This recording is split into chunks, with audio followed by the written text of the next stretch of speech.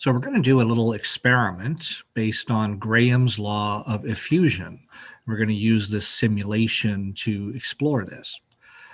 We have a gas, which we can choose hydrogen, oxygen, xenon, krypton, or we can use unknown gases. We can choose the volume of gas that we want to place in a syringe like this.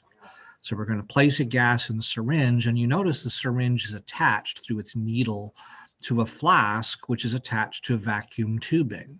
So this was a vacuum flask down below. So the gas, which we put in the syringe, is going to be able to slowly escape from the syringe through the needle into the vacuum.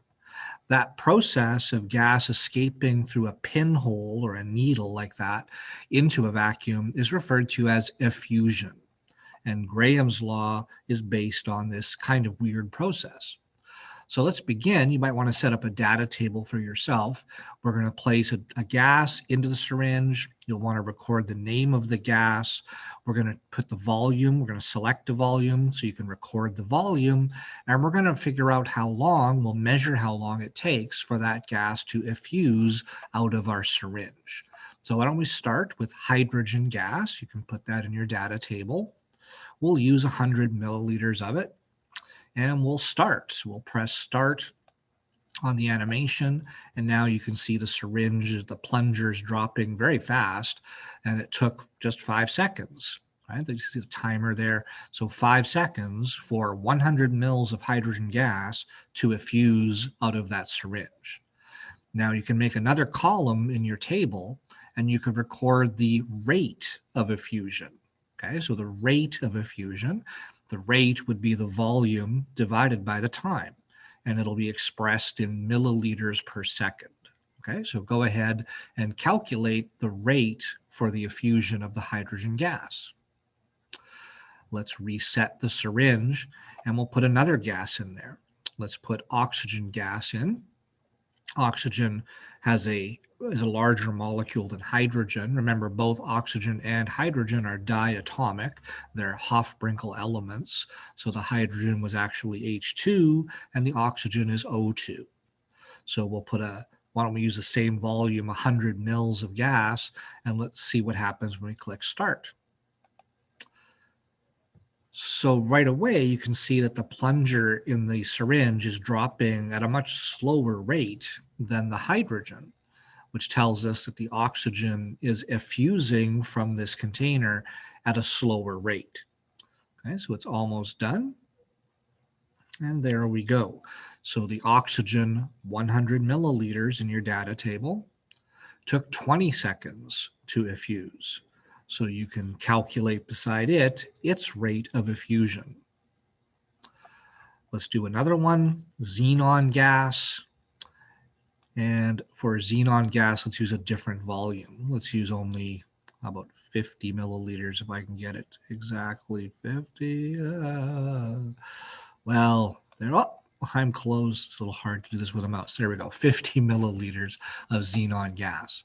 Now, if you understand Graham's law, could you use the data that we've already collected and pause and calculate what the rate of effusion for xenon should be?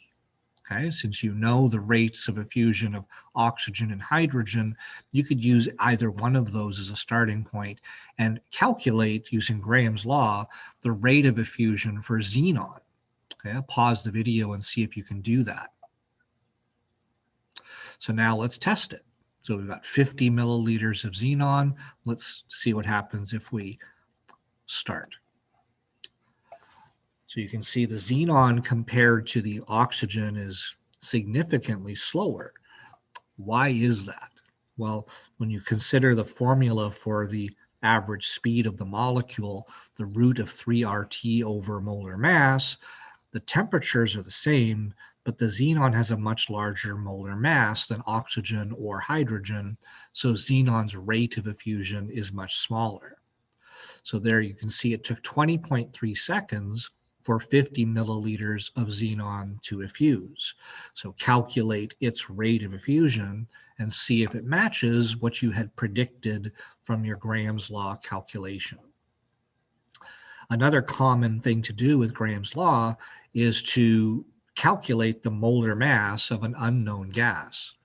So let's choose gas X this time. We're going to put 50 milliliters of gas X into the syringe, and we'll start its effusion.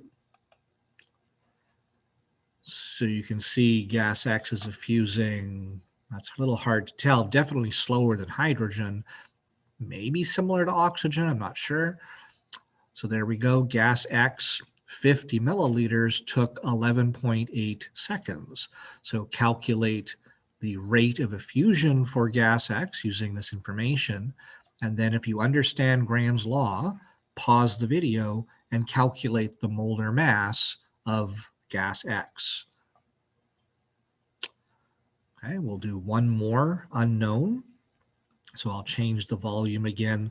This time we'll go up to, we'll just pick a random volume there, 76 milliliters.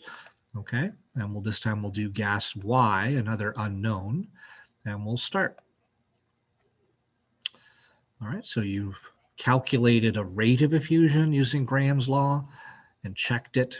You've calculated a molar mass using Graham's law. This one will also calculate a molar mass. So for gas Y, 76 milliliters took 12.1 seconds. So use that information and calculate its rate of effusion in milliliters per second. Then use Graham's law to figure out the molar mass of gas Y. All right, so good luck with those calculations.